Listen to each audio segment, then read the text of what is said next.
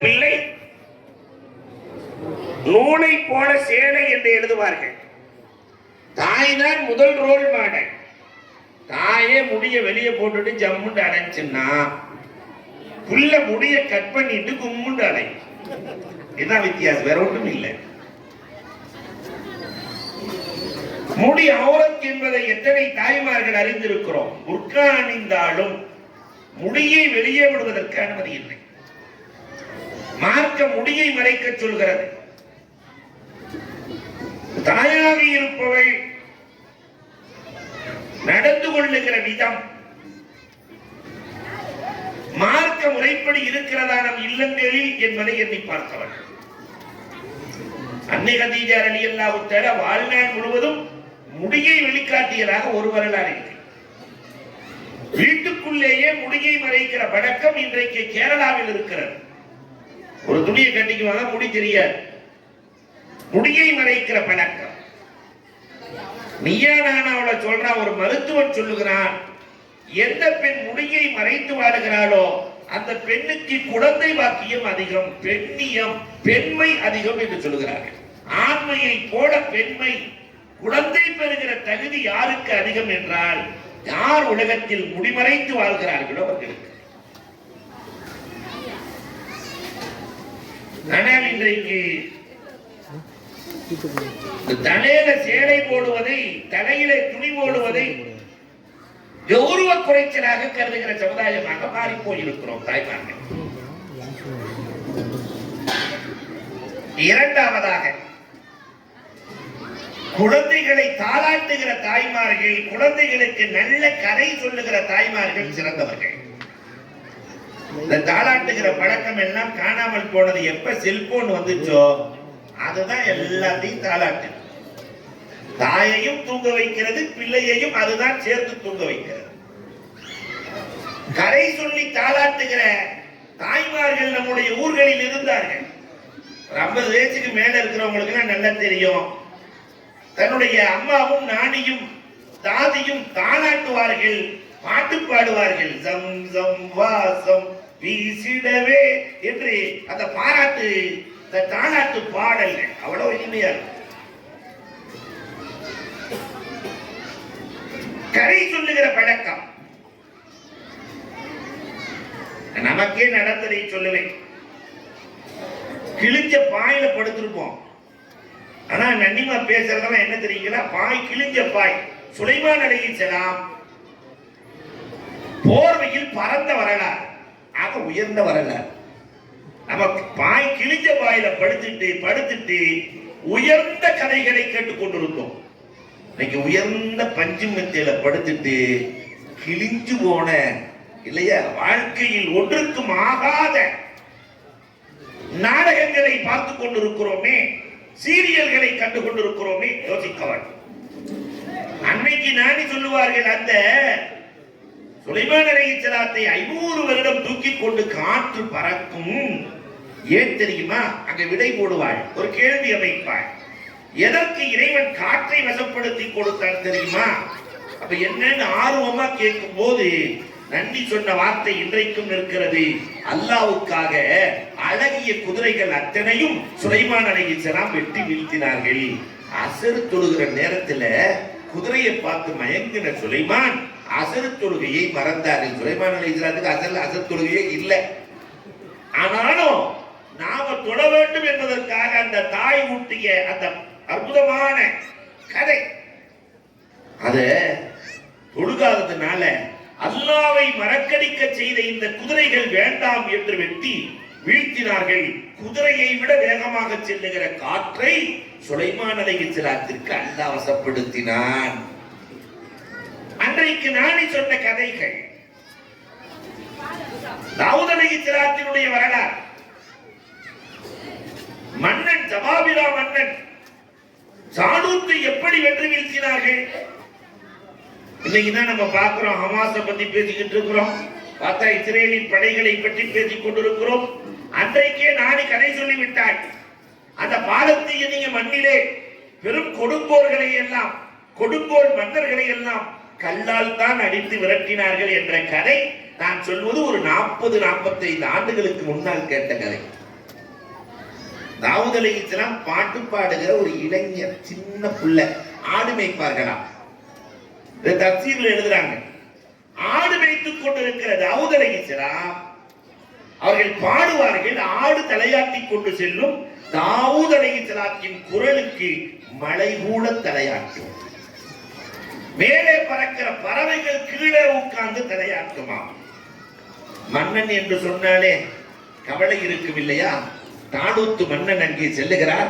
தாவூதின் பாடல் தூக்கம் வராத மன்னனுக்கு பக்கத்துல உட்கார்ந்து தாவூது பாடுவார்கள். தாலூத்து மன்னன் தூக்குவார். தாலூத்து சொல்லுகிறார், ஜாலூத்தை வெற்றி கொள்ளவே முடியவில்லை, அந்த அரக்கனை வெற்றி கொள்ள முடியவில்லை. தாவூத் அலைஹிஸ்ஸலாம் சொன்னாங்களா, நான் வேண்டுமானால் வெற்றி கொள்ளட்டுமா? ஆடு மேய்க்கிற இடையன், நான் வேண்டுமானால் மன்னனை எதிர்க்கவா, மன்னனை ஜெயிக்கவா? மன்னர் கேட்கிறார், நான் அம்பையும் கம்பையும் வில்லையும் வாளையும் கொடுத்தே தோற்றுவிட்டு வருகிறார்கள். ஆடு மேய்க்கிற இடையன் நீ, உன்னிடத்தில் என்ன இருக்கிறது? மன்னனை ஜெயிக்க என்ன இருக்கிறது? அவர் சொல்லுவாரு, உண்டி வில்லும் கல்லும் இருக்கிறது. உண்டி வில்லும் கல்லும் இருக்கிறது. மன்னன் சிரிக்கிறார். உண்டி வில்லையும் கல்லையும் வைத்து காக்கையை அடிக்கலாம், ஆனால் மன்னனை வெல்ல முடியுமா? அப்ப தாவூத் அலைஹிஸ்ஸலாம் சொன்னாங்களா, என்னுடைய உண்டி வில்லும் கல்லும் காக்கையை அடிப்பதற்கல்ல, என் ஆடுகளை கொல்ல வருகிற சிங்கத்தையும் புலியையும் இணை வைத்து தான் கொள்கிறேன், சென்று வருகிறேன் சொன்னார் மன்னரே. அப்படி வெற்றி கண்டால் என் மகளை மனமுடித்துக் கொடுக்கிறேன், நாட்டில் பாதி தருகிறேன். இதெல்லாம் நான் அன்னைக்கு கதையில சொன்னது, இன்னைக்கு தப்சீர்ல இருக்கு. அல்லாஹ் அக்பர். சென்றார்கள், 3 கல்லை எடுத்தார்கள். ஒரு கல்லை எடுத்து விட்டார்கள், அம்பிலே இதுல உண்டி வில்லிலே விட்டார்கள். காலில் அடித்து முட்டி போட்டான். 2வது கல்லை எறிந்தார்கள், நெஞ்சுக்குள் பாய்ந்தது.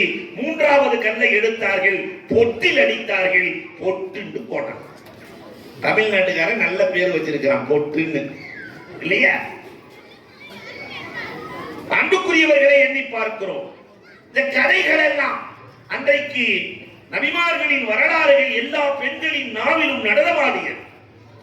பிள்ளைகள் ஒழுங்காக வருவதற்கு, சீராக அமைவதற்கு இந்த கதைகள் துணை நின்றது. இன்னைக்கு இருக்கிற தாய்மார்களுக்கு எத்தனை கதை தெரியும் இல்லையா? ஃபாத்திமா ரலியல்லாஹு ரசூலுல்லாஹ் மனைவின்னு சொல்ற பெண்மணிகள் இருக்கத்தான் செய்கிறாங்க. ஆயிஷா ரலியல்லாஹு ரசூலுல்லாஹ்வுடைய மகள் என்று சொல்லுகிற பெண்மணிகள் இருக்கத்தான் செய்கிறாங்க. யார் யாருன்னு தெரியல இல்லையா? அன்புக்குரியவர்களை எண்ணி பார்க்கிறோம். இந்த கதை சொல்லுகிற விளக்கம், தாய்மார்களிடத்திலிருந்து நபிமார்கள், வலிமார்கள், இறைநேசர்கள், வலிமார்களின் வரலாறுகள் பிள்ளைகளின் உள்ளத்திற்கு செல்லுகிற போது வீரம் விளையும். பிள்ளைகளுக்கு வீரத்தை கொடுக்கிறதே அந்த கதைகள் தான். கன்சாவின் கதை, உம்மே அஃப்ராவினுடைய கதைகள், இதெல்லாம் வீரத்தை கொடுத்தது. இன்னைக்கு எல்லாம் பூச்சாண்டி வருவான்டா, பூச்சாண்டி வர்றான்டா, வாயத்தோடா என்று சொல்ல சொல்ல பூச்சாண்டி கதை சொல்லி சொல்லி பிள்ளைகளுக்கு சாப்பாடு ஊட்டி, கல்யாணம் முடிச்சதுக்கு பின்னாடியும் ராத்திரி 1 மணிக்கு ஒண்ணுக்கு போறதா இருந்தா கொண்டாட்டியை கூப்பிடுறான், வாங்குறான். ஆமா அன்புக்குரியவர்களே, பயத்தோடு வாழுகிற அவலங்கள். நல் உபதேசங்களை சொல்லுகிற, 3வதாக நல் உபதேசங்களை சொல்லி வளர்க்கிற தாய் வாழ்க்கையில் ஜெயித்தவள். எத்தனை பிள்ளைகளுக்கு நம்ம உபதேசம் பண்ணியிருக்கிறோம் யோசிச்சு பாருங்களேன். உட்கார வச்சு பிள்ளைகளுக்கு வாழ்க்கையை பற்றி என்னவென்று உபதேசம் செய்திருக்கிறோமா? இன்னைக்கு நேர் மாற்றமா புள்ள செய்யலாம் உபதேசம். புள்ள, எங்க டேடிக்கு ஒண்ணுமே தெரியாது, ரொம்ப ஓல்டு, அவருக்கே நம்ம தான் சொல்லிக் கொடுக்க வேண்டியிருக்கு என்று சொல்லுகிற நிலைக்கு இன்றைக்கு இந்த சமூகம் தள்ளப்பட்டிருக்கிறது. பிள்ளைகளுக்கு உபதேசம் செய்தால், தாய் உபதேசம் செய்தால், காரணம் அவ்வளவு மதரசா, தாய் தான் ஆடம்ப பாடசாலை. பெருமானார் ஸல்லல்லாஹு அலைஹி வஸல்லம் அவர்கள் சொல்லி இருக்கிறார், தாய் தான் ஆரம்ப பாடம். உட்கார வச்சு உபதேசம் பண்ணணும். அந்த காலத்துல எங்களுக்கு எல்லாம் செஞ்ச உபதேசங்கள் இன்றைக்கும் நினைவில் இருக்கிறது. பாட்டிமார்கள் செய்வாங்க. எவ்வளவு அழகான உபதேசம் தெரியுமா? மரத்துல கை விட்டவனும் கெட்டான், கடனுக்கு கடன் பட்டவனும் கெட்டான், பார்த்து நடந்துக்கடா. எதை சொன்னால் ஒரு சுலபத்தை சொல்லி ஒரு உதாரணம் சொல்லித்தான். மரத்துல ஏறி கையை விட்டா என்ன ஆகும்? மரத்துல கை விட்டவனும் கேட்டான், கடனுக்கு கடன் பட்டவன். கடன் வாங்கிருப்பான், அதை செலுத்த முடியாது, வட்டிக்கு கடன் வாங்கி இன்னொருத்தட்ட கொடுத்துருவான். சில பேர் இருக்கிறான், கடனையே தொழிலா செய்வான். இப்படி சமூகத்துல சில பேர் இருக்கிறான், 10,000 ரூபாய் கடன் வாங்கிக்க வேண்டியது, அஜர்த்துட்டேன். அஜர்த்து 10,000 ரூபாய் கேட்கும் போது இவர்கிட்ட 15,000 ரூபாய் வாங்கி 10,000 ரூபாய் கொடுத்துட்டு 5,000 ரூபாய் செலவழிச்சிட்டு இருக்க வேண்டியது. இவர் 15,000 ரூபாய் கேட்கும் போது அவர்கிட்ட 25,000 ரூபாய் கடனை வாங்கி 15,000 ரூபாய் கொடுத்துட்டு 25,000 ரூபாய் செலவு, பாக்கி 10,000 செலவழிக்குது. கடனையே தொழிலாக செய்கிற நிறைய நாதாக்கள் சமூகத்தில் நடமாடி கொண்டிருக்கிறார்கள். இதை அன்றைக்கே சொன்னார்கள், கடனுக்கு கடன் பட்டவனும் கேட்டான். என்ன வார்த்தைகள்! உண்ணாமல் கெடும் உறவு, உறங்காமல் கேட்காமல் கெடும் கடன். இதெல்லாம் நம்ம சின்ன பிள்ளையில கேட்ட வார்த்தைகள். உறவுகள்கிட்ட போய் சாப்பிடலன்னா உறவு கெட்டு போயிடும். உண்ணாமல் கெடும் உறவு, போய் அண்ணன் வீடு, தம்பி வீடு, மாமா மச்சா வீட்டுல போய் ஒரு கை நினைக்கணும்னு சொல்லுவாங்க. உண்டால் உறவு நிலைக்கும். எங்க வீட்டுல வந்து சாப்பிட்டுட்டு போனாருங்க என்று சொல்லுவார்கள். உண்ணாமல் கெடும் உறவு, கேட்காமல் கெடும் கடன். கடன் கொடுத்துட்டா கேட்டு வாங்கி, அப்படி கேட்கலன்னா ராமத்தா போட்டுருவான். கேட்டாலே போட்டுறான் இல்லையா? நீ கேட்கலன்னா என்ன ஆகும்? அப்ப அன்றைக்கு உபதேசங்கள் அல்லாஹ் அக்பர்.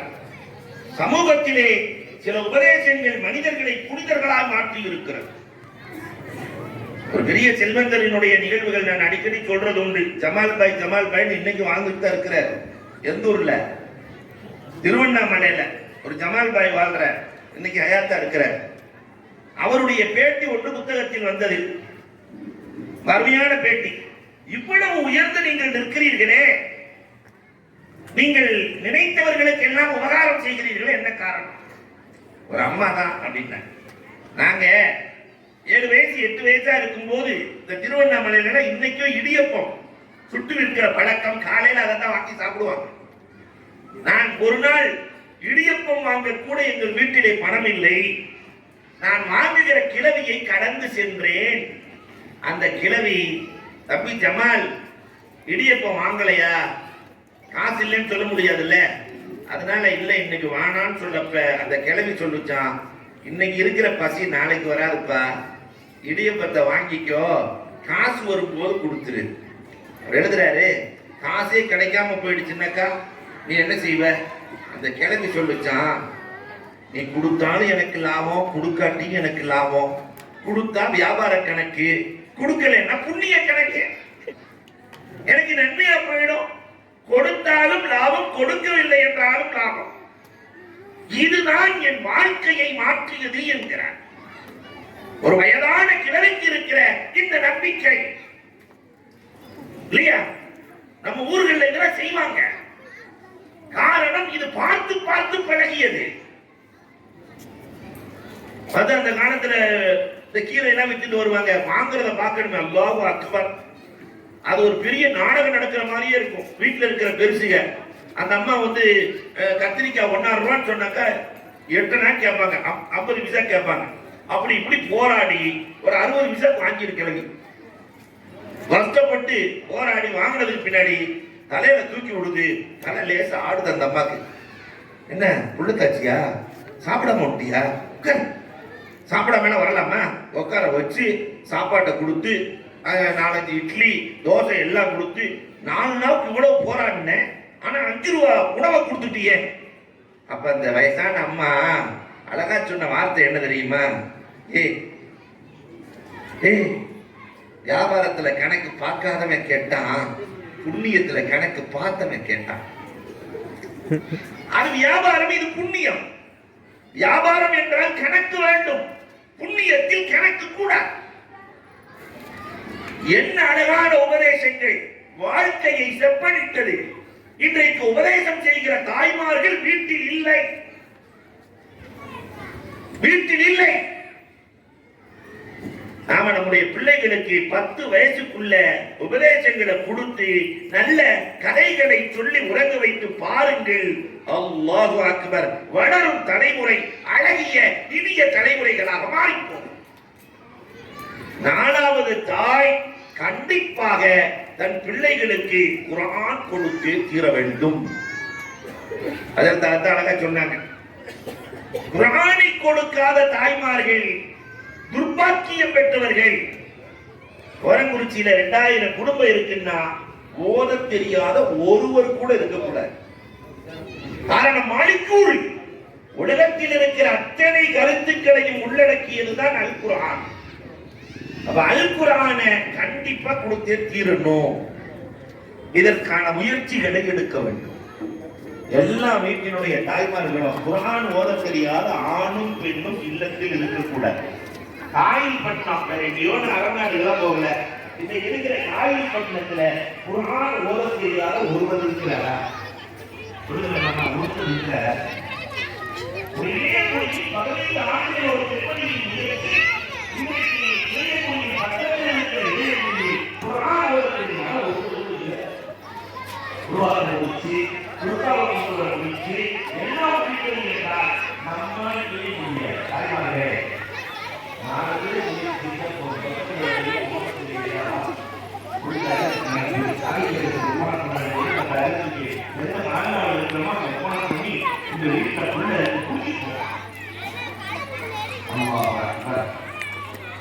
அண்ணாநகர்ல நகராட்சியில அதிகமாக இருக்கிறது 700 பிள்ளைகள் மக்கள்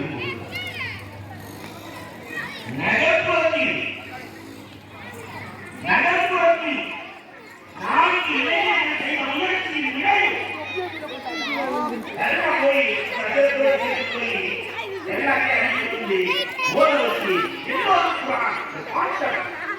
ஒரு இலக்கு வேண்டும் இல்லையா? வாழ்க்கைக்கு ஒரு இலக்கு வேண்டும். எல்லோரும் குர்ஆன் ஓத தெரிந்தவர்களாக இருக்க வேண்டும். எத்தனை வரலாறுகள் சார்ந்திருக்கு. அந்த காலத்துல நான் பக்தியாரை காக்கி ரஹ்மத்துல்லாஹி அலைஹி 3 வயசு, பக்தியாரை காக்கி 3 வயசு. அம்மா சொல்றாங்க, அஜ்மீர் நாயகம் வர்றாங்க. பக்தியாரை காக்கி அடங்கி இருக்கிற இடம் தெரியும். அஜ்மீர் நாயகம் வர்றாங்க. அதனால அவர் கூட்டு வந்து அடிப்பாக்க ஆரம்பிக்கலாம். அஜ்மீர் நாயகம் ஒரு 10 பேரோடு வந்தாங்க. அடிப்பா ஆரம்பிக்கப்படுகிறது பக்தியாரை காக்கி ரஹ்மத்துல்லாஹி தஆலா. அந்த காலத்துல இருந்து இன்னைக்கு வரைக்கும் தேன் தொட்டு வச்சு டெல்லியில ஆரம்பிச்சு வைப்பாங்க. எங்க சேலத்துல லட்டை வச்சு ஆரம்பிச்சு வைப்பாங்க. அந்த பையனுக்கு முன்னாடி லட்டு இருக்கும். அலிப்புன்னு சொன்னா சொல்லவே மாட்டான்.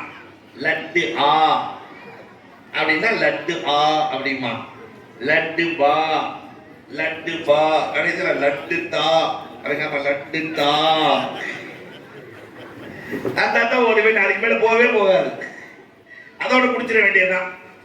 அப்ப பக்தியாரை காக்கி ரஹ்மத்துல்லாஹி தஆலா அலைஹி அஜ்மீர் நாயகம் வந்தாச்சு. 3 வயசு நெத்திய இதுல தேன் தொட்டு நாவில வைத்து பிஸ்மில்லாஹிர் ரஹ்மானிர் ரஹீம் அலிஃப் பா என்று சொல்ல பக்தியாரை காக்கி அல்-ஹும்து சூராவை ஓதுகிறாங்க. அஜ்மீர் நாயகம் நெத்தியில முத்தமிட்டு பாரக்கல்லாஹு ஃபீக துஆவெல்லாம் செஞ்சு, வேற ஏதாவது தெரியுமா? அம்மா சொல்றதை கேட்டு மனப்பாடம் பண்ணிட்டியா? வேற ஏதாவது தெரியுமா? குல்குல்லா தெரியுமா என்று கேட்க பக்தியாரை காக்கி சொன்னாங்களாம், சூரத்துல் பக்கரா ஓதட்டுமா, 2 ஜுஸ் சூரத்துல் பக்கரா ஓதட்டுமா என்று கேட்க அஜ்மீர் நாயகம் திகைத்து போனார்கள். சூரத்துல் பக்கராவா ஓத தெரியுமா? ஒரு பிழை இல்லை. எப்படி இருக்கும்? கட்டி அணைத்து சுற்றி வருகிறார்கள். வீட்டை எல்லாம் சுற்றி வந்தார். தம்பி எப்படி அப்பா மனனம் செய்தாய்? 3 வயசுக்குள்ள சொல்லுச்சு, எங்க அம்மா மடியில போட்டு ஓதிக்கிட்டே இருப்பாங்க. அதை கேட்டு கேட்டு மனனம். தாய் ஓதுவதை கேட்டு கேட்டு மனனம். அருமைக்குரிய தாய்மார்களே, நம்முடைய வீட்டிலே எத்தனை நாள் பிள்ளையை மடியில் போட்டு குர்ஆன் ஓதி இருக்கிறோம்? யோசிக்க வேண்டும். எத்தனை பேர்கள் ஹாஃபிலாவதற்கு தாய்மார்கள் காரணமாக இருந்திருக்கிறார்கள். ஆனா இன்னைக்கு அதை காணோம். அல்லாஹ் அக்பர். குர்ஆன் பிள்ளைகளுக்கு சேர வேண்டும். அதே மாதிரி மதரசாக்களுக்கு அனுப்புனா உடனே போன பண்ணி வேன் வந்துருச்சா கருத்து, சீக்கிரமா அனுப்பி வைங்க கருத்து இல்லையா? பள்ளி வேனுக்கு அவ்வளவு முக்கியத்துவம். வாழ்க்கை தரத்தை உயர்த்துகிற கல்விக்கு எந்த முக்கியத்துவமும் இல்லை. அல்லாஹ் அக்பர். அபா யஸீதுல் பிஸ்தாமி 6 வயசுல கொண்டு போய் அந்த அம்மா இப்சு மதரசால சேர்த்துருச்சு. எத்தனை வயசு? 6 வயசு முன்னாடி இருக்கிறவங்க முடிச்சிருக்கீங்களா இல்லையான்னு தெரியணுமா இல்லையா? 6 வயசுல கொண்டு போய் அந்த அம்மா சேர்த்துருச்சு. என் பையனை ஹாபிஸ் ஆக்கி தான் வீட்டுக்கு அனுப்பணும்னு சொல்லிடுச்சு. என் பையன் ஹாபிஸ் இல்லாம வீட்டுக்கு வரக்கூடாது. அல்லாஹ் அக்பர். அந்த பையன் ஒரு வாரம் கூட இல்ல 6 வயசுல இருப்பானே, எங்க அம்மா பார்க்க போறேன் அம்மா பார்க்க போறேங்கிறான். அப்ப உஸ்தாது சொன்னாரு, 1 மணி நேரம் டைம் தர்றேன், ஒரு ஜூஸ் மனப்பாடம் பண்ணிட்டு வா. மனப்பாடம் பண்ணிட்டு வந்தா உங்க அம்மாட்ட அனுப்புறேன். அந்த சின்ன பையன் எவ்வளவு தெளிவு, நேரா 2 ரக்காத் போய் தொழுதுட்டு அந்த பிஞ்சு கரங்களை உயர்த்தி அல்லாட்ட பேசுறாரு. 6 வயசுல ரப்பே 30 ஜுசுவையும் நபிகள் நாயகத்தின் உள்ளத்தில் போட்ட ரப்பே, எனக்கு 30 ஜுசுலாம் வேணாம், அம்மாவை பார்க்கணும், ஒரு ஜுசுவை என் உள்ளத்தில் போடு ரப்பே, ஒரு ஜுசுவை என் உள்ளத்தில் போடு ரப்பே, என் அம்மாவை துஆ செய்தார். பக்கங்களை புரட்டினார். 1 மணி நேரத்திற்குள் ஒரு ஜுசுவை மனனம் செய்தார். உஸ்தாதிடத்திலே சொன்னார். உஸ்தாது நம்பவில்லை, ஓதுகிறேன் என்று ஓதி காட்டினார். வேறு வழி இல்லாமல் அனுப்பி வைத்தார். ஆசிரியர் ஒரு மாணவனை போட்டு அனுப்பிச்சாச்சு. அபாயத்தின் பிஸ்தாமி வீட்டுக்கு போயிட்டாங்க. கதவை தட்டாங்க. அம்மா உங்க புள்ள அபு யசீத் வந்திருக்கிறேம்மா, அம்மா உங்க புள்ள அபு யசீத் வந்திருக்கிறேம்மா, அம்மா உங்க புள்ள அபு யசீத் வந்திருக்கிறேம்மா. உள்ள இருந்து தாய் என்ன சொன்னாங்க தெரியுமா? என் புள்ள ஹாம்சா வராம வரமாட்டான், என் புள்ள ஹாம்சா வராம வரமாட்டான். கதவை திறக்கவே இல்லை. தோற்று போய் மீண்டும் மதரசாவிற்கு வந்து ஹாஃபிஸாகி ஆலிமாகி இறைநேசராக மாறி பல்வேறு ஆண்டுகளுக்கு பிறகு, அம்மா நீங்கள் நினைத்ததை போன்று நான் மாறிவிட்டேன், உங்களின் பொருத்தம் எனக்கு வேண்டும் அம்மா. நம்ம அவ்வளவுலாம் கேட்கவே இல்லை. 1 மணி நேரம் காலையிலும் மாலையிலும் நீங்கள் பிள்ளைகளுக்கு கொடுங்கள், உங்கள் பிள்ளைகளை புனிதர்களாக மாற்றிக் கொடுக்கிறோம். அல்லாஹ் அக்பர். ஒரு தாயினுடைய 5வது வேலை என்ன தெரியுமா? உரிய நேரத்தில் திருமணம் முடித்து வைக்க வேண்டும் பிள்ளைகளுக்கு. இன்னைக்கு நிறைய பிள்ளைகளுக்கு வயசு 29, 30 பொம்பளை பிள்ளைகளுக்கு. 24, 25 வயதை கடந்த பெண் பிள்ளைகள் இன்றைக்கு அதிகரித்து வருகிறார்கள்.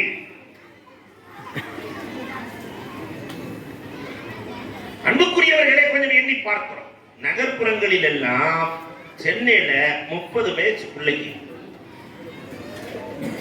30 வயசு பிள்ளை, நாங்க கல்யாணம் பண்ணிக்கொள்ள மாட்டோம் என்று சொல்லுகிற நிறைய இஸ்லாமிய பெண் பிள்ளைகள் அதிகரித்து வருகிறார்கள்.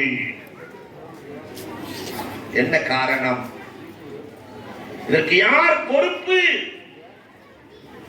அலி ரலியல்லாஹு தஆலாவுடைய கல்யாணம்னா ரொம்ப ஆச்சரியமான கல்யாணம். உமர் நபிகள் கோமான் ஸல்லல்லாஹு அலைஹி வஸல்லம் அவர்கள் தன் பிள்ளைக்கு திருமணம் முடிக்க நாடுகிறார்கள். பாத்திமா ரலியல்லாஹு கல்யாணம் பண்ணனோட எத்தனை பேர் போட்டி? சொர்க்கத்து தலைவி இல்லையா? அபூபக்கர் ரலியல்லாஹு தஆலா நான் முடிக்கிறேங்கறாங்க. ரசூலுல்லாஹ் ஒண்ணுமே பேசல, கிடைக்காது முடிவு பண்ணிட்டாங்க. உமர் ரலியல்லாஹு தஆலா போய் கேக்குறாங்க, ரசூலுல்லாஹ் ஒண்ணுமே பேசல, யார் கேட்டும் பதில் சொல்லாத ரசூல். அந்த தகப்பன் எப்படி அழகா முடிவு செய்யறாங்க பாருங்க. காசு பணத்தை பார்க்கல. 21 வயது அலி ரலியல்லாஹு தஆலாவை இந்த இளைஞர்கள் எல்லாம் சேர்ந்து தள்ளி விட்டாங்க. ரசூலுல்லாஹ் தொழுதுட்டு உட்கார்ந்து இருக்கிறாங்க. உள்ள போய் பொண்ணு கேள்வியா தள்ளி விட்டாங்க. அலி ரலியல்லாஹு நேரா ரசூலுல்லாஹ் போய் அத்தையாத்துல உட்கார்ந்தாங்க. அலி ரலியல்லாஹு தஆலா, மஹாஜத்துக்கு அலி, அலியே என்ன விஷயமா வந்திருக்கிறீங்க? நேரா பொண்ணு கேட்க முடியுமா? தலையை சொல்லிடுறாங்க. அலி ரலியல்லாஹு, இல்ல ரசூலுல்லாஹ் உங்களை பார்க்கலாண்டு. மஹாஜத்துக்கு அலி, உங்கள் மகள் பாத்திமாவை எனக்கு மணமுடித்து கொடுக்க வேண்டும். பெருமானார் ஸல்லல்லாஹு அலைஹி வஸல்லம் 2 வார்த்தை தான் சொன்னாங்க, அகிலன் வஸஹலன். உலகத்தில் இந்த வார்த்தையை முதலில் பயன்படுத்தியவர்கள் பெருமானார். அதை அலி ரலியல்லாஹுவுக்கு தான் பயன்படுத்தினார்கள். அலி ரலியல்லாஹு இதை கேட்டுட்டு எந்திரிச்சு போயாச்சு. அங்க இளைஞர்கள் எல்லாம் கேட்டாங்க, ரசூலுல்லாஹ் பேசுனாங்க, ஒண்ணுமே பேசல, அகிலன் வஸஹலன் மட்டும் சொன்னாங்க. அப்ப இளைஞர்கள் சொன்னாங்க, அகிலன்னு சொன்னாவே நீ தகுதி பெற்று விட்டாய், சகிலன் வேறு சேர்த்து சொல்லி இருக்கிறார்கள்.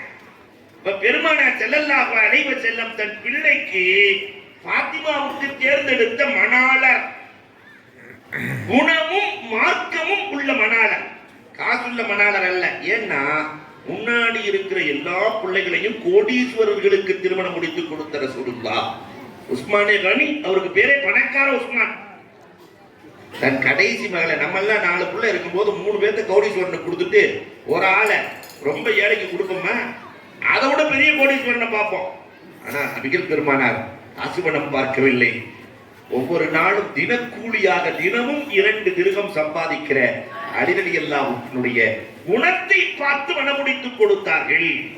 உரிய வயது வருகிற போது ஆணாக இருந்தாலும் பெண்ணாக இருந்தாலும் தாய் தன் கணவனிடத்தில் சொல்லி அந்த பிள்ளைகளுக்கு மனமுடித்து கொடுக்க வேண்டும். இந்த 5 பொறுப்பும் அம்மாவின் பொறுப்பு. சரியாக செய்திருக்கிறோமா பார்த்துக் கொள்ளுங்கள். அடுத்து மனைவி. மனைவி என்ற கதாபாத்திரம் ரொம்ப முக்கியமான பாத்திரம். மனைவியின் பொறுப்புகள் ஏராளம். கணவனை நன்மையின் பக்கம் தூண்டுகிற மனைவி சிறந்த மனைவி. கணவனை சுபு தொழுகையா தண்ணியை தெளிச்சாலும் சுபு தொழுகைக்கு அனுப்பணும். அப்படி அனுப்பல, அவர் எந்திரிக்கலன்னா சோறு தராதீங்க. இன்னைக்கு சாப்பாடு கட்டு சுகில நீங்க ஆர்டர் பண்ணி சாப்பிட்டுக்கீங்க. அது சொன்ன மாதிரி இல்லையா? நான் சாப்பாடு செய்ய மாட்டேன். அல்லாஹ் அக்பர். நன்மையை தூண்டிய பெண்மணிகள் அப்துல்லாஹ் இப்னு மஸ்ஊத் ரலியல்லாஹு தஆலா அவர்களுடைய மனைவி ஸைனப் ரலியல்லாஹு தஆலா நேரா ரசூலுல்லாஹ்ட்ட போனாங்க. நாயகமே, ஆண்கள் ஜமாத்தோடு தொழுகிறார்கள், ஜிஹாதுக்கு செல்கிறார்கள், ஜனாஸா தொழுகை தொழுகிறார்கள். ஜீம்லயே பேசுற அம்மா, ஜமாத்துக்குது, ஜிஹாதுக்குது, ஜனாஸாக்குது. நாங்க என்ன இடிச்சவாயான்னு கேட்டுச்சு. கடைசியில அவங்க ஜமாத்தோடு தொழுவாங்களாம், ஜிஹாதுக்கு போவாங்களாம், எல்லாம் செய்வாங்களாம். நன்மை எல்லாம் ஆம்பளைகளுக்கு தானா, பொம்பளைகளுக்கு இல்லையா? பெருமானார் ஸல்லல்லாஹு அலைஹி வஸல்லம் ஒற்றை வரியில் சொன்னார்கள், உங்கள் கணவனை நன்மையின் பக்கம் தூண்டுங்கள். கணவனை நன்மையின் பக்கம் தூண்டுங்கள். கணவன் செய்கிற அத்தனை நன்மைகளும் உங்களுக்கு உண்டு. கணவனை நன்மையின் பக்கம் தூண்டுகிற மனைவி சிறந்தவள். 2வது, கணவனின் ரகசியத்தை பாதுகாக்கிற மனைவி சிறந்தவள். அல்லாஹ் அக்பர். கவரங்குறிச்சியை தவிர நாங்கள் எந்த ஊரையும் பார்த்தது கணவனின் ரகசியத்தை பாதுகாத்த மனைவி. அம்மா, இதை நீ யார்கிட்ட சொல்லிடாத மட்டும் சொல்லி பாருங்க. நான் கவரங்குறிச்சியை சொல்லவே மாட்டேன். எல்லா அவளியாக்கு. ஏன்னா நான் ஊருக்கு போனமா இல்லையா? அன்புக்குரியவர்களை எண்ணி பார்த்தவன் கணவனின் ரகசியத்தை பாதுகாத்தல். கணவன் வீட்டில் நடப்பதை பாதுகாத்தல். உள்ளூர் நெருப்பை வெளியூருக்கு அனுப்பக்கூடாது, வெளியூர் நெருப்பை உள்ளூருக்குள் கொண்டு வரக்கூடாதுன்னு அன்னைக்கு சொல்லுவாங்க. புருஷ வீட்டில் நடக்கிற செய்திகளை ஒரு காலத்திலும் தாய் வீட்டுக்கு சொல்லக்கூடாது. ஆனா இன்னைக்கு செல்போன்னு ஒன்ன கண்டுபிடிச்சு கொடுத்துருக்கிறான். 2 மணி நேரம் 3 மணி நேரம் தாவுது பில்லா.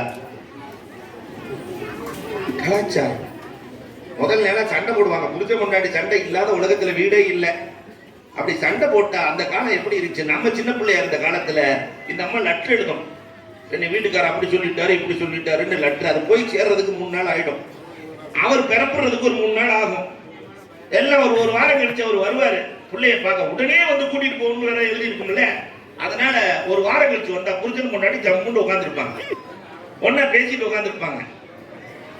உடனே இந்த அம்மாவே கேட்க அவங்க அத்தாவை பார்த்து, யாத்தா திடீர்னு வந்திருக்கீங்க, சொல்லிக்காம வந்துட்டீங்கல்ல அப்படிங்க. அட கழுத, நீ தான் லெட்டர் போட்டு உடனே கூட்டு போச்சுன்னு சொல்லிக்காம வந்துட்டாங்களா? அதெல்லாம் அப்பயே நாங்க சண்டை போட்டு சேர்த்துக்கிட்டோம். இது ஒரு காரணம். இன்னைக்கு அப்படிலாம் இல்ல. செல்போன் ஆன் பண்ணி வச்சுட்டா சண்டையே ஸ்டார்ட். இந்த ஆள் என்னெல்லாம் பேசுறான் கேளுங்கத்தான்.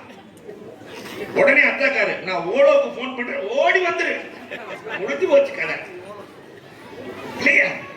அப்ப சமூகத்தினுடைய நிலைப்பாடு எப்படி மாறி போயிருக்கிறது? கணவனின் ரகசியத்தை பாதுகாக்கிற பெண் வாழ்க்கையில் தோற்பதே இல்லை. ரசூலுல்லாஹ்வுடைய காலத்துல ஒரு அழகான செய்தி நடக்கும். ரசூலுடைய இரவு வணக்கங்களை பற்றி ஆயிஷா ரலியல்லாஹு போய் 3 பேர் கேட்பாங்க. அலி ரலியல்லாஹு தஆலா, அம்ர் இப்னு ஆஸ் ரலியல்லாஹு தஆலா, உஸ்மான் இப்னு மக்தூம் ரலியல்லாஹு. ரசூலுல்லாஹ் எப்படி வணங்குவாங்க ராத்திரியில? ஆயிஷா ரலியல்லாஹு சொல்லவா தேவை? கால கவர்ரம கதமாக தௌரீமா, கால்லாம் வீங்க ரசூலுல்லாஹ் வணங்குவாங்க. சொன்ன உடனே இவங்களுக்கு நம்மெல்லாம் அப்படி வணங்கலையே என்று வீட்டுக்கு போய் உஸ்மான் இப்னு மக்தூம் ரலியல்லாஹு வீட்டுல மஷூரா நடக்கும். உஸ்மான் இப்னு மக்தூம் சொல்வாரு, இனிமேல் என் மனைவி பக்கத்திலே நான் போக மாட்டேன், ஒரே வணக்கம் தான். அலி ரலியல்லாஹு, இனிமேல் நான் பகல் ஃபுல்லா நோன்பு வச்சிடுறேன். அம்ர் இப்னு ஆஸ், நான் இரவு ஃபுல்லா இனிமேல் நான் தூங்க மாட்டேன், நின்று வணங்குவேன். எல்லாம் முடிவு பண்ணிட்டு வெளியே போகும்போது உஸ்மான் இப்னு மக்தூம் ரலியல்லாஹு சொன்னாங்களா மனைவிட்ட, இங்க ஆலோசனை நடந்ததை யாராவது கேட்டா இல்லைன்னு சொல்லிடு. இவங்க போயாச்சு, நேரா ரசூல்லாவே வந்துட்டாங்க. இங்க ஆலோசனை நடந்துச்சான்னு கேட்டாங்க. ரசூல் இல்லைன்னா பொய் சொல்ல முடியாது, ஜிப்ராயில் இறங்கிடுவார். ஆலோசனை நடந்துச்சா? கணவன் யார்ட்டையும் சொல்லக்கூடாதுன்னு சொல்லி இருக்கிறார். ரசூல் இல்ல ஆலோசனை நடந்துச்சான்னு கேட்கிறாங்க. அந்த அம்மா வலுவன மீன்ல நழுவுன மீன் மாதிரி பதில் சொல்லிச்சு. இங்க ஆலோசனை நடந்திருந்தால் உண்மையாக இருக்கலாம் நாயகமே. ஆலோசனை நடந்துன்னு சொல்லல, ஆலோசனை நடந்திருந்தால் உண்மையாக இருக்கலாம். பெருமானார் ஆனந்தப்படுகிறார்கள். கணவனின் ரகசியத்தை பாதுகாக்கிற பெண்களை பாராட்டுகிறார்கள். மூணாவது சிறந்த பெண் யார் தெரியுமா? வரவை விட செலவை குறைத்து செலவழிப்பவள். அந்த குடும்ப வாழ்க்கையில எப்பயுமே சிறந்திருக்கும். கணவன் எவ்வளவு சம்பாதிக்கிறாரோ அதை விட செலவு கம்மியாக, வரவு 8 செலவு 6 இருக்கணும். இன்னைக்கு அப்படிலாம் இல்லை. அவன் வெளிநாட்டுல இருந்து சம்பாதிச்சு அனுப்ப ஒரு பேக்க தூக்கி போட்டுட்டு கணவனை பேக்காக்குகிற பெண்கள் இங்கெல்லாம் இல்லை இல்லையா? அன்புக்குரியவர்களை எண்ணி பார்க்கிறோம். நம்ம சைட்லனா பள்ளிவாசல்ல திண்ணை கட்டி வச்சிருப்பாங்க. எதுக்கு தெரியுமா? வெளிநாட்டுல போய் சம்பாரிச்சு எல்லாத்தையும் புருஷன் வந்து அம்மாவுக்கு அனுப்பிச்சிருவாங்க.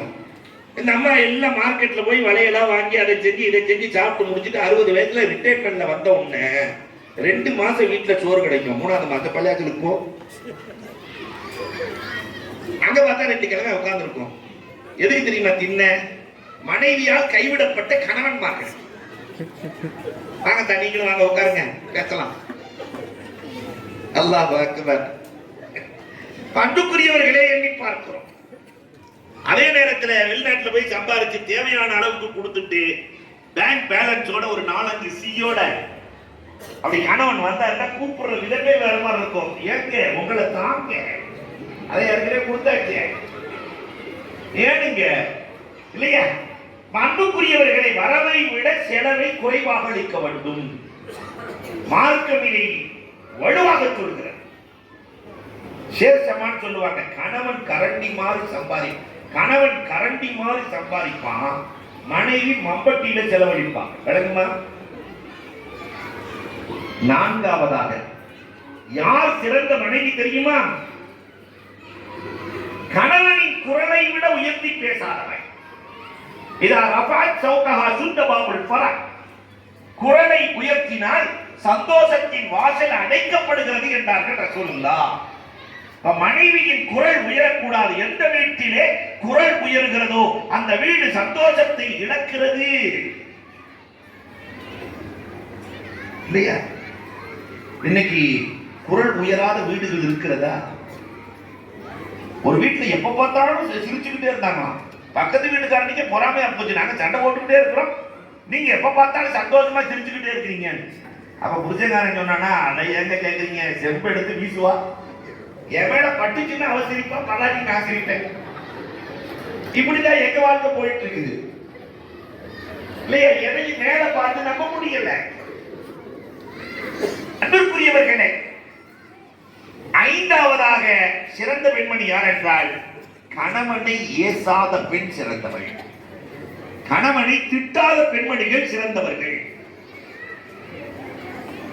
கணவனை திட்டுகிற பழக்கம் எங்கே இருக்கிறதோ அந்த வீடும் சந்தோஷத்தை இழக்கிறது. முல்லா நசீருடைய கதை அன்னைக்கே சொன்னாங்க. அந்த அம்மா எப்பயுமே திட்டத்திலேயே குறியா இருக்குமா.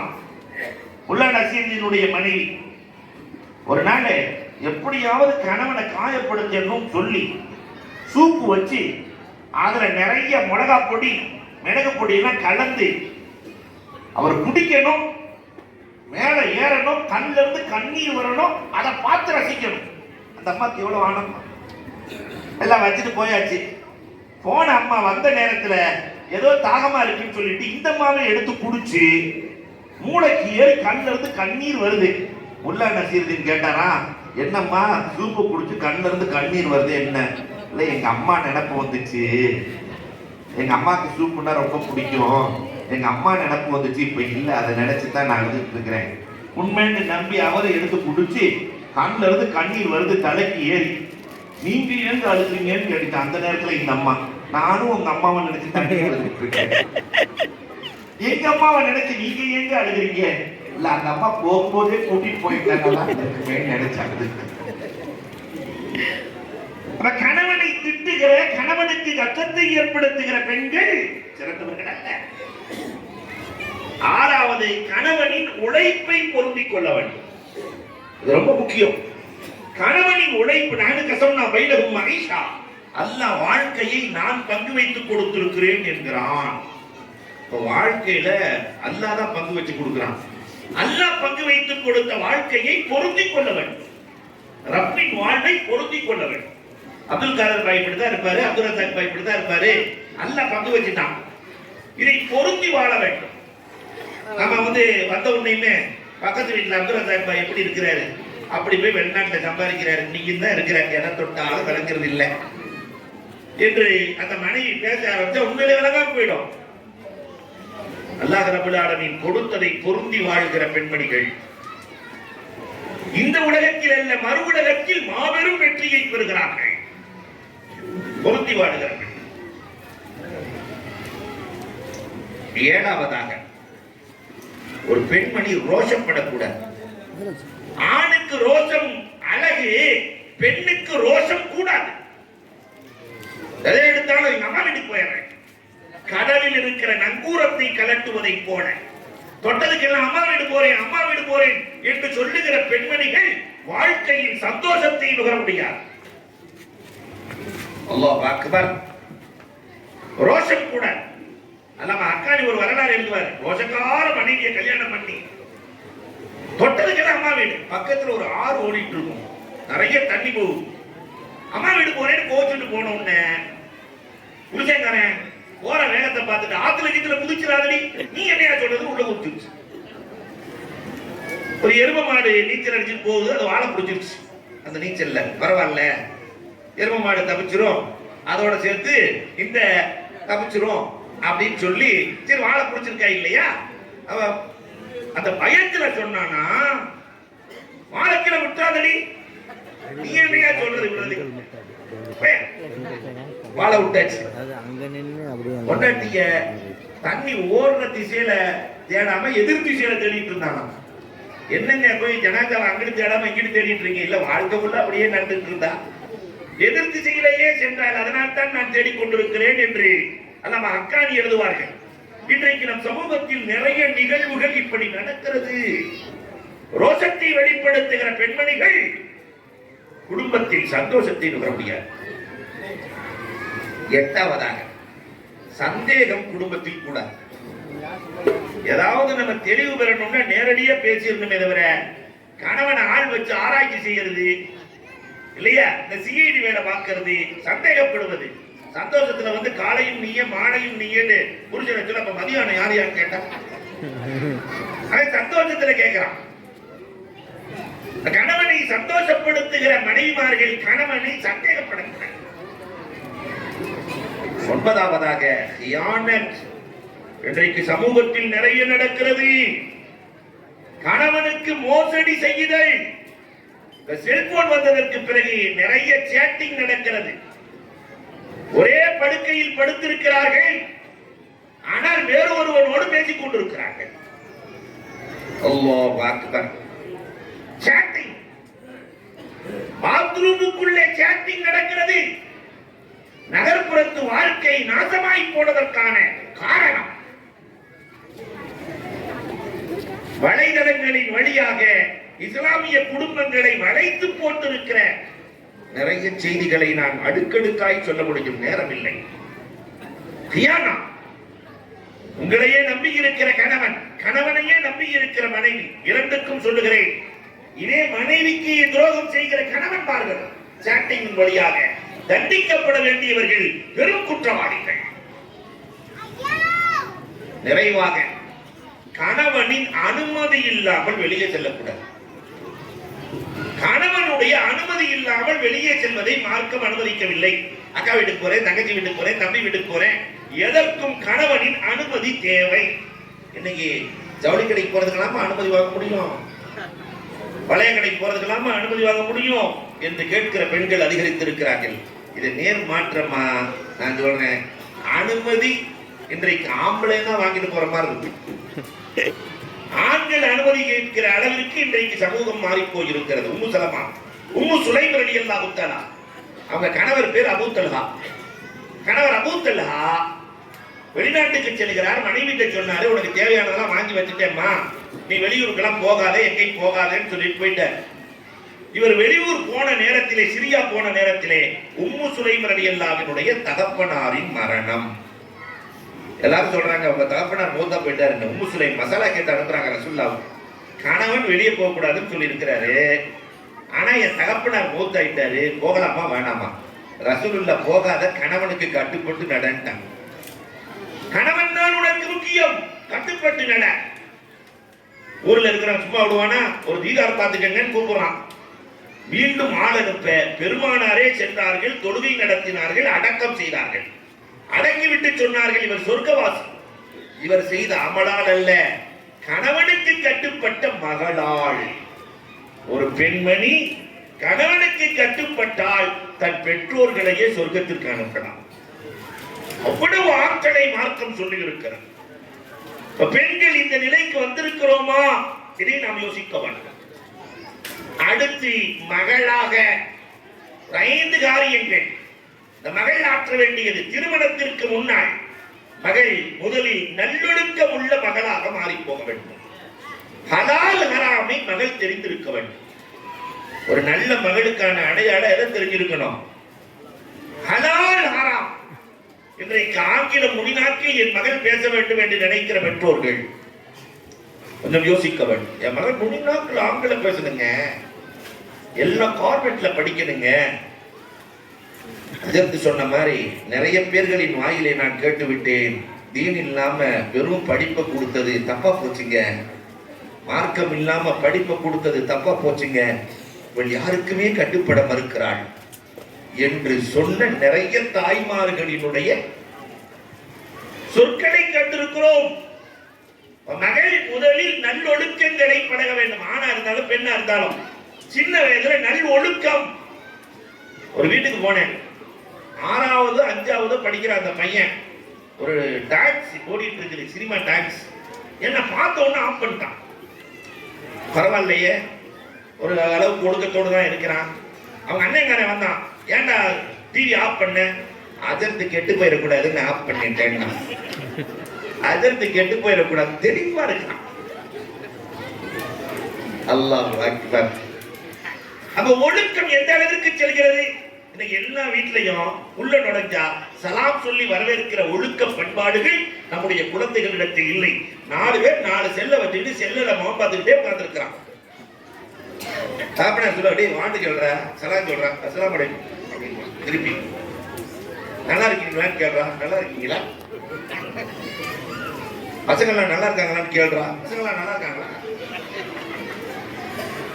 பொம்மை வாழ்க்கை, ஒழுக்கம் இல்லாத வாழ்க்கை. இவர்கள் இனி அடுத்த தலைமுறைகளை சந்திக்கிற போது எப்படி இருப்பார்கள்? அல்லாஹ் அக்பர். இரண்டாவதாக, திருமணத்திற்கு முன்னால் அந்த பெண்மணிகள் வீட்டு வேலைகளை பழகி இருக்க வேண்டும். நீங்க நிறைய பேர் கல்யாணம் பண்ணி கொடுத்து போகும்போது ஒண்ணுமே தெரியாது இல்லையா? நேரா அந்த பிள்ளைகளை நம்பி அமெரிக்கா, ஜெர்மனி எல்லா பக்கத்தும் வேற அனுப்பிச்சு வச்சிடறோம். கல்யாணத்தை பண்ணி அங்க போயிட்டு அம்மாவுக்கு இதுல யூடியூப்ல பார்த்து சாப்பாடு ஆக்குறது, யூடியூப்ல பார்த்து குழம்பு வைக்கிறது. இன்னைக்கு என்ன குழம்புன்னு கேட்டோம், நான் வெட்டிக்காய் குழம்பு வச்சுட்டேன். வெட்டிக்காய் குழம்பு வைக்கிறது பெரிய இதா? அன்பிற்குரியவர்களை எண்ணி பார்க்கிறோம். இன்றைக்கு நம்முடைய பிள்ளைகளுக்கு வேலைகளை, குடும்ப வேலைகளை பழக்கினோமா? அறவே பழக்கல. நற்குணத்தோடு நல்ல வேலைகளை முதலில் நம் சமூகம் பழக்கினார்கள். எல்லாம் திருமணத்துக்கு முன்னாடி தெரியும். கணவனை சந்தோஷப்படுத்துகிற, மகிழ்விக்கிற அத்தனை வித்தைகளும் இந்த பெண்மணியிடத்தில் இருந்தது. இன்னைக்கு ஒண்ணுமே இல்லை. சுடுதண்ணி போட கூட தெரியாத பெண்மணிகள் உருவாக்கி வருகிறார்கள்.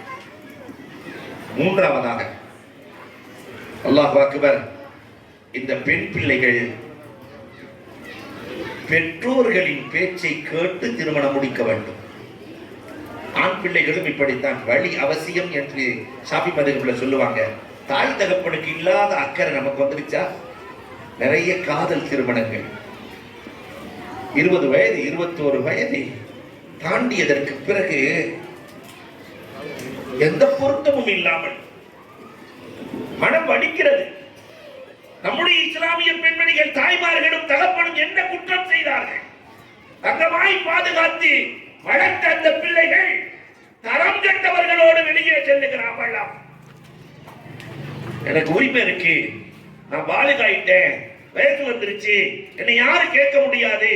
போலீஸ் ஸ்டேஷன்ல தகப்பனார் காலில் விழுந்தார். நான் கண்கூடாக கண்டேன். அம்மா நமக்காக அது வந்துருமா? தகப்பனின் காலை எட்டி உதைத்து விட்டு தள்ளிவிட்டு மற்றவரோடு செல்லுகிறார் என்றால் அந்த தகப்பனின் மனம் எவ்வளவு உடைந்திருக்கும்.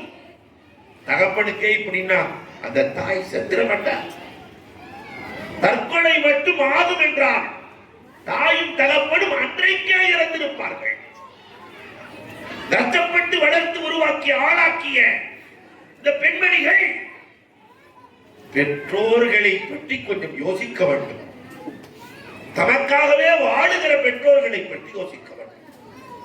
ஒரு தகப்பன் 25 வயசுல இருந்து சக்கராத்து வரைக்கும் சாகர வரைக்கும் தகப்பன் என்ன செய்வார் தெரியுமா? அவ்வளவு சம்பாத்தியம் தனக்குன்னு செலவழிக்கிற தகப்பனே கிடையாது உலகத்துல. மனைவி மக்கள் கல்யாணம் பண்ணது அந்த மனைவி மக்கள் தன் சுமைகளை பிறரின் மீது ஏற்றாத தகப்பன். எல்லா சுமையையும் நான் சுமக்கிறேன், சுமைகளை இறக்கா சுமை தாங்கிகள் பெற்றோர்கள் தகப்பன்மார். மனைவி சுமை, மக்கள் சுமை, எல்லாத்தையும் நான் சுமக்கிறேன்.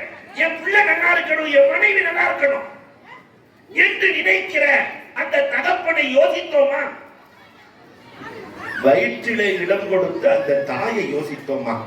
உலகத்துல யாராவது வயிற்றிலே இடம் கொடுத்த அன்னைக்கு இன்னைக்கு என்ன மரியாதை வைத்திருக்கிறோம்? அவள் வயிற்றில் இடம் கொடுத்தவள் 9 மாசம் அவ்வளவு கஷ்டப்பட்டு பெற்றெடுத்தான், கெட்டதெல்லாம் வாங்கி கொடுத்தான், அத்தனையும் கண்விழித்தாள், கஷ்டத்தை சுமந்தாள், அத்தனையும் செய்த அந்த அன்னையை தூக்கி எறிந்து விட்டு செல்வதற்கு எப்படி மனம் வந்தது? ஒரு 5 நிமிஷம் தனியா உட்கார்ந்து யோசிச்சா இந்த கேவல சிந்தனை வருமா? 4வதாக திருமணத்திற்கு பிறகு மகள் கணவனும் அவளும் சந்தோஷமாகத்தான் இருக்க வேண்டும். முன்னாடி எல்லாம் நம்ம ஊர்கள் எல்லாம் கல்யாணம் பண்ணி கொடுக்கும் போது, நம்ம ஊர்ல பக்கத்துல திண்டுக்கல் தான், கல்யாணம் பண்ணி கொடுக்கும் போது சொல்லுவாங்க, அம்மா அந்த அம்மா தலையை கீழே போட்டுட்டே சொல்லு, அம்மாக்காரம்மா, அம்மா நீயும் உங்க வீட்டுக்காரும் சேர்ந்து வர்றதா இருந்தா வீட்டுக்கு வாங்கம்மா, தனியா வர்றதா இருந்தா உங்க ஜனாசா கூட என் வீட்டுக்கு வேணாம்மா. என்ன வார்த்தைகள்! முதல் நாள் கல்யாணம் பண்ணும் போது மணமக்களுக்கு சொல்லுகிற வார்த்தை, சந்தோஷ வார்த்தை, நீ வாழ்நாள் நாங்க இருக்கிற வரைக்கும் வரணும் வீட்டுக்கு. எப்படி வரணும் தெரியுமா? வீட்டுக்காரோட வரணும், சந்தோஷமா வரணும். அப்படி இல்லைன்னா அவன் ஜனாசா கூட என் வீட்டுக்கு வர வேண்டாம். உள்ள முழுக்க பாசம், வெளியே காட்ட முடியாத பாசம். இதெல்லாம் இன்னைக்கு இழந்து போய்விட்டோம். அல்லாஹ் அக்பர். நிறைவாக ஒரு மகள் 2 உறவுகளையும் எல்லா உறவையும் இணைக்க வேண்டுமே தவிர பிரித்து விடக்கூடாது. உறவுகளை இணைக்கிற வேலையை மகள் செய்ய வேண்டும். நம்ம இன்னொரு வீட்டுக்கு போறோமா இல்லையா, போய் அங்க போய் நாத்தனாவுக்கு பேர் வைக்க கூடாது. ஒரு ஊர்ல அப்படிதான் சுனாமி வருது அப்படின்னு புருஷன்ட்ட, சுனாமி வருது, ஆமா சுனாமி தான் போன் பண்ணுச்சுன்னு. யாருக்கு நீ சுனாமின் பேர் வச்சிருக்கிற? உங்க அக்காவுக்கு தான் சுனாமின் பேர் வச்சிருக்கிற. எங்க அக்காக்கு ஏண்டி சுனாமின் பேர் வச்ச? சொல்லிக்காம வர்றா, இருக்கிறதெல்லாம் சுட்டிட்டு போயிடுறான்ல, வேற என்ன பேர் வைக்கட்டும்? மாமியாவுக்கு ஜடாமுடின்னு பேர். அல்லாஹ் அக்பர். உறவுகளை இணைத்து வைக்கிற மருமகள் மகள் வாழ்க்கையில் தோற்பதே இல்லை. இந்த உறவுகளை இணைச்ச விதம் ரொம்ப அழகா இருக்கும். அன்னை கதீஜா ரலியல்லாஹு தஆலா தன்னுடைய மாமியாவை என்ன செஞ்சாங்க தெரியுமா? கைக்குள்ள போடுறதுக்கு, மாமியாவை கைக்குள்ள போடுறதுக்கு கதீஜா ரலியல்லாஹு மாமிக்கு 20 ஒட்டகைகள் பரிசு கொடுத்தாங்களாம். எவ்வளவு? 20 ஒட்டகை பரிசு. நம்ம மாமிக்கு 20 பவுன் வேணாம், 2 பவுன் பரிசு கொடுத்தா மாமி ஜாப்புக்குள்ள வந்துடாது, கைக்குள்ள வந்துடாது. மாமியை கவிழ்க்கிற வித்தைகள். ஒவ்வொரு குடும்பத்திலையும் சண்டை போடுறதுக்கு நம்ம தயாராகிற அந்த முயற்சியில் சேர்ப்பதற்கும் அன்பு வருவதற்கும் 2% செலவழிச்சா போதும். அன்பை வளர்த்து விடலாம். எல்லாரும் நல்லா இருக்கணும் தானே விரும்புறாங்க பெரியவங்க. எல்லோரும் சந்தோஷமாக இருக்கிற வழிகளை மார்க்கம் சொல்லித் தருகிறது. அல்லாஹ் ரப்பல் ஆலமீன் கேட்டதின்படி அமல் செய்கிற தௌஃபீக்கை எனக்கும் உங்களுக்கும் நசீபாக்கி தருவானாக. வாஹிரு தஅவானா அல்ஹம்துலில்லாஹி ரப்பில் ஆலமீன்.